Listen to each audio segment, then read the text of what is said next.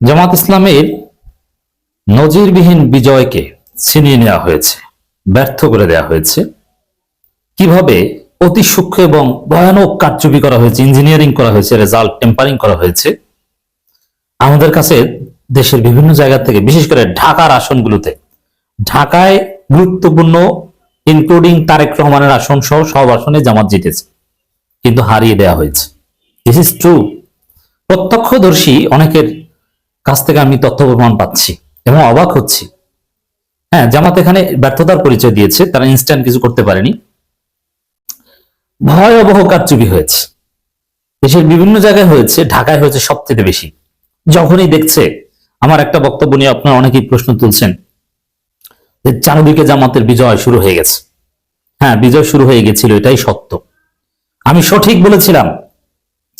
কিন্তু ওই বিজয় দেখেই ওরা হঠাৎ ভোট গণনা বন্ধ করে দিয়েছে, ফলাফল প্রকাশ বন্ধ করে দিয়েছে। তারপরে গভীর রাতে ধীরে ধীরে টেম্পারিং করেছে, অল্প ভোটের ব্যবধানে জামাতের প্রার্থীদেরকে হারিয়ে দিয়েছে। কমপক্ষে 53 আসনে ইঞ্জিনিয়ারিং করে জামাতের নিশ্চিত বিজয়কে ছিনিয়ে নেওয়া হয়েছে। জামাতের ভাইয়েরা, আপনারা হতাশ হবেন না, আপনারা জিতেছেন কারণ জনগণ আপনাদেরকে ভোট দিয়েছে। আল্লাহ সাক্ষী, কারা কোন দলকে ভোট দিয়েছে আমরা তো জানি, আল্লাহ দেখেছেন। তো ভোট চুরি করে যদি কেউ এমপি হয়ে থাকে, ওদের উপর আল্লাহর গজব টুমরে পড়বে, যেরকম আওয়ামী লীগের উপর পড়েছে। জামাতের বিজয়কে ছিনিয়ে নেওয়া হয়েছে, এটাই সত্য কথা। দেশব্যাপী সূক্ষ্ম কারচুপি হয়েছে, তথ্য প্রমাণগুলো জামাত কম্পাইল করছে। তবে হ্যাঁ, এখন জামাত ইনস্ট্যান্ট কোনো অঘটন ঘটাতে পারেনি। আমির জামাত চুপচাপ কেন? হয়তো এই এক্সিস্টিং পাওয়ার স্ট্রাকচারের সাথে টেকা এত সহজ নয়। জামাত দীর্ঘ 17 বছর জুলুম নির্যাতনের মধ্যে ছিল, এখন আবার যদি পাওয়ার স্ট্রাকচারের সাথে সরাসরি কনফ্লিক্টে যায়, এটা খুব কঠিন। সাধারণ জনগণ জুলাইয়ের মতো তো আর জামাতের পক্ষে ওইভাবে হয়তো বা দাঁড়াতো না। জুলাইতে তো পুরো জাতীয় ঐক্যবদ্ধ ছিল, আর এখন ইউনূস সরকার। এখানে এস্টাবলিশমেন্টের বিরুদ্ধে যাওয়া, আবার পশ্চিমাদের ভারতের রেড সিগন্যাল আছে। হয়তোবা আমিরে জামাত দেশকে ভয়াবহ কোনো বিপর্যয়ের হাত থেকে, এই টেম্পারিং মেনে নিয়ে তুলনামূলক বড় ক্ষতির হাত থেকে, বড় কোনো অঘটনের হাত থেকে জাতিকে রক্ষা করেছেন। তখন অনেকে বলতেন যে জামাত এই হটকারী সিদ্ধান্ত নিয়েছে, নির্বাচনের বিরুদ্ধে এই করেছে সেই করেছে, এই কারণে দীর্ঘমেয়াদে দেশ একটা মহা অশান্তিতে পড়ে গেছে। এখন যেটা হবে, বিএনপি অলরেডি সন্ত্রাস শুরু করে দিয়েছে, আমরা প্রতিবাদ করতেই থাকব, এর ফলাফল হবে ভয়াবহ। আওয়ামী লীগের পরিণতির কথা স্মরণ করিয়ে দিব। দেশের বিভিন্ন জায়গায় বিএনপি সন্ত্রাসীরা জামাত এবং এনসিবির উপর হামলা করছে, বাড়িঘরে হামলা করছে, আগুন দিচ্ছে। তারেক রহমানকে অনতিবিলম্বে এগুলো কন্ট্রোল করতে হবে, নইলে পরিস্থিতি কিন্তু ভয়াবহ হবে। বিশ্ববিদ্যালয়গুলো অতি সূক্ষ্মভাবে দখল নেয়ার পরিকল্পনা করছে।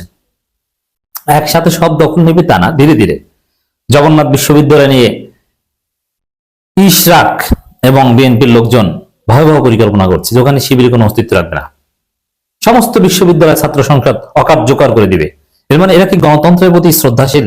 তবে নির্বাচিত ছাত্র সংসদ কেন অকার্যকর করে দিবে? করে দিবে, এটা তারা সিদ্ধান্ত নিয়েছে, আমরা জানি না। আমরা চাই যেভাবেই হোক না কেন আপনারা জিতেছেন, টেম্পারিং করে হোক আর ডিপ স্টেট আপনাদেরকে ক্ষমতা দিয়ে হোক, যেভাবে হোক জিতেছেন।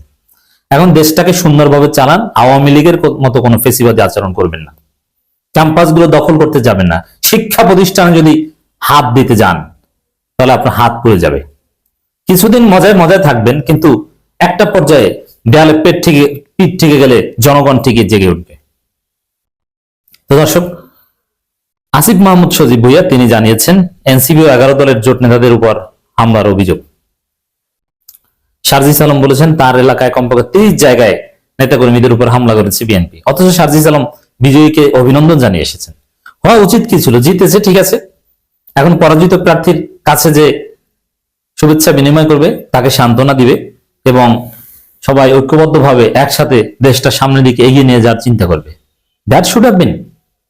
আর তারা হামলা করা শুরু করেছে, যদিও লার্জ স্কেলে অতীতের নির্বাচনগুলোতে যেটা হয়েছে সেরকম হয়নি, কিন্তু তারপর একটা হামলাকে আমরা টলারেট করতে চাই না।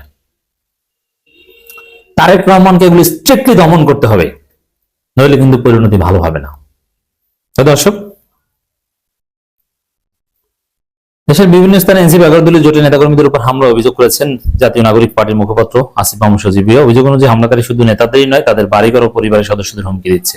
এই যে বাড়িঘরে হামলা করা, এটা সুস্পষ্টভাবে মানবাধিকার লঙ্ঘন। হামলার ঘটনাগুলো যার সামনে আসে, কিন্তু